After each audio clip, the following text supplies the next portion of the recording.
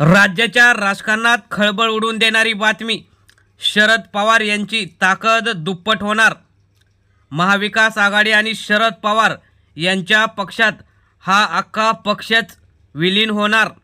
मुख्यमंत्र्याचा पक्ष शरद पवारांच्या पक्षामध्ये विलीन झाल्याने महाविकास आघाडी आणि शरद पवारांची ताकद राज्यात पुन्हा वाढणार आणि विधानसभेत भाजपाला मोठा धक्का देण्याच्या तयारीत असलेले शरद पवार कोणता पक्ष विलीन करणार आपल्या पक्षात ते सविस्तर बातमी बघूया.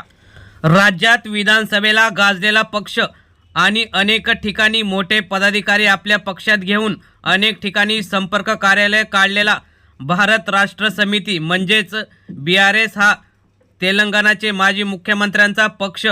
महाराष्ट्रात अनेक ठिकाणी त्यांनी कार्यालय उघडली होती. अनेक पदाधिकारी मोठे माजी आमदार सुद्धा त्यांच्या पक्षात होते. आता मात्र यांचा प्रदेश महाराष्ट्र सगळे पदाधिकारी हे शरद पवार यांच्या पक्षात विलीन होणार आहेत. 6 तारखेला हा पक्ष विलीनाचा कार्यक्रम करणार आहेत.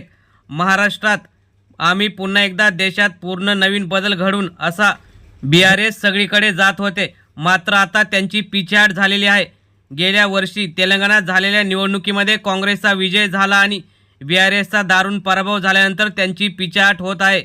महाराष्ट्रात सुद्धा सगळे पदाधिकारी हे शरद पवारांच्या काल भेटीला आले होते व पूर्ण पक्षच विलीन आम्ही करणार आहोत असं त्यांनी सांगितलं. त्यामुळे शरद पवारांची ताकद वाढून पर्यायाने महाविकास आघाडीची सुद्धा ताकद वाढणार आहे आणि हा भाजपाला मोठा धक्का बसणार आहे.